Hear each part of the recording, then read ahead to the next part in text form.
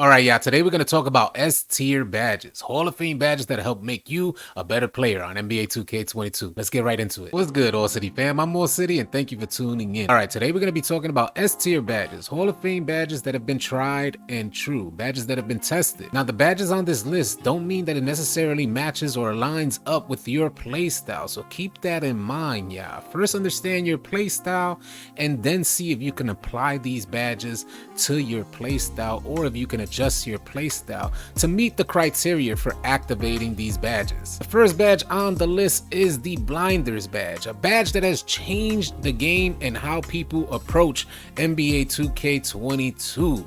People are creating builds, small point guard builds. You're talking about 5'7" to 5'9", just to get the Blinders badge on Hall of Fame because of the massive shooting boost that the Blinders badge will allow you. And it's not necessarily a shooting boost per se, but it negates the actual contest. So this is why it becomes somewhat of a shooting boost. This is why it was so important to mention that it has to align within your playstyle. For instance, the Blinders badge works really well for a smaller player, 5'7" to 5'9", because they're using a left-right cheese behind a screen.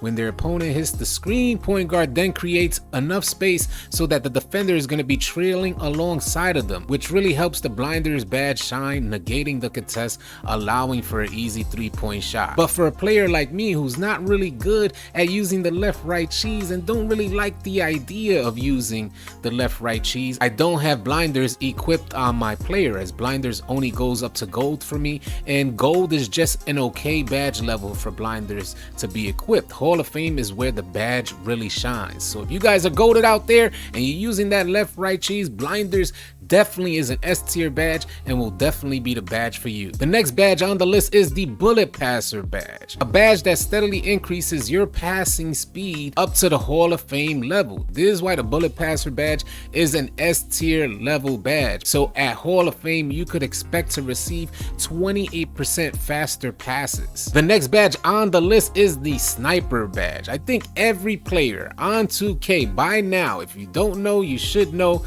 Sniper is one of your first shooting badges to get up to Hall of Fame, as this badge will help you guys hit a lot more shots along slightly early and slightly late. If you take off the badge, which I have tested myself, taking off the badge to see if I could still hit at the same clip, and unfortunately it's just not the case. Them slightly earlys and slightly late start bricking, and you quickly recognize why Sniper is an S-tier badge. The next badge on the list is the Quick Chain badge. Now keep in mind, y'all, I have badges at different levels for different videos because they could maintain consistency. Players can have the badge on gold, on bronze, and it may work out for them. Some are best value badges where it give you a decent boost, but for a badge like Quick Chain on Hall of Fame will definitely give you guys a speed boost, but it has to fit within your playstyle. This is what I can't stress enough.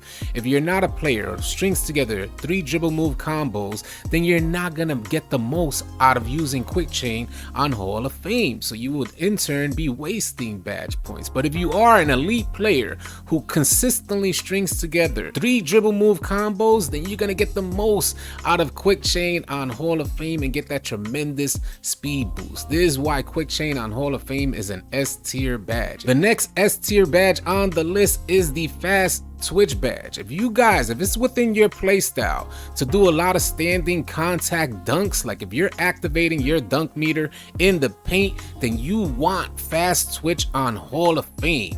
S-tier for standing contact dunks because this badge will boost your standing contact dunk speed by up to 20%. This is why those players that are dominant in the paint, dominant with standing contact dunks, want to equip the Fast Twitch badge. The next badge on the list is the Glue Hands badge. Without this badge, it's going to be a 50-50 chance that you'll get a good catch animation leading into your next move, whether that's either finishing at the rack or taking your next shot off a long pass. This is where Glue Hands really shines.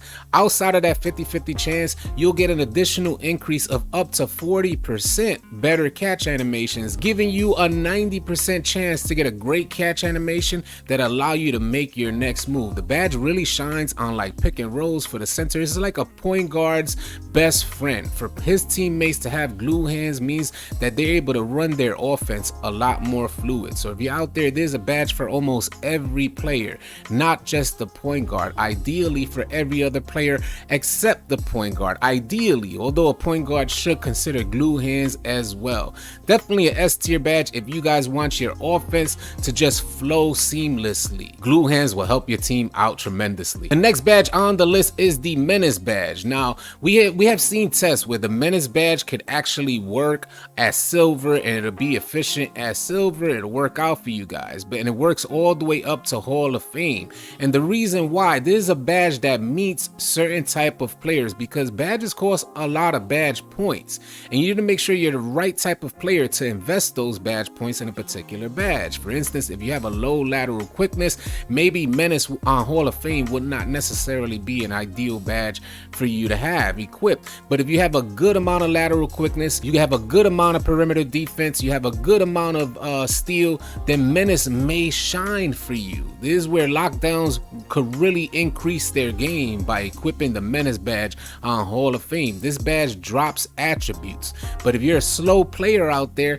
then the badge is not going to be as effective, because this badge will drop attributes upon contact. If you find yourself a player that doesn't make a lot of contact on defense, then Menace may not be ideal for you. But if you're a lockdown out there, then Menace on Hall of Fame will help you guys just lock up the offense. The next badge on the list is Brick Wall. Again, another badge that's not super necessary to have at the Hall of Fame level. You can equip the Brick Wall badge as silver and be effective, but when you do equip it at Hall of Fame, players are gonna hit hard screens about 66% of the time. And considering that there's a lot of left-right cheesers out there who are gonna go left-right more than 2 times, this means that defenders are gonna hit hard screens on almost every single possession, creating space for open threes or open pick and pops, open pick and rolls.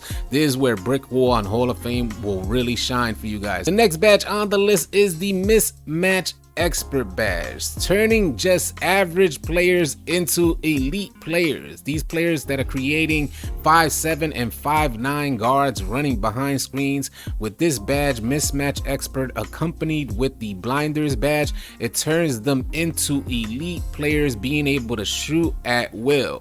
When a player goes left, right, and then his teammate has the Brick Wall badge on Hall of Fame, helping to create more space, accompanied with the speed of smaller point guards out there, and knowing that Blinders will negate the contests, and then Mismatch Expert will add an actual tremendous shooting boost to shooting against players that are just 3 inches taller than you, and that number increases the taller that a defender gets. With higher height differentials, forget about it. Average shooters are turning into elite players with the Mismatch Expert badge and the Blinders badge equipped. So that's my list for some S tier badges that you guys may want to consider equipping on your players. Hall of Fame badges that'll definitely help your game out there and help you become better players on NBA 2K22. If you guys enjoyed this video, please consider dropping a like. If you found it helpful and or informative, please consider subscribing, as we intend to have a ton of 2K22 content coming your way. And if you guys are looking for players to run with on NBA 2K22, you're tired of running with randoms out there, join our Discord. The link will be in the description below. It'll also be the top pinned comment on this video. I'll catch you guys on the next one. Easy, y'all.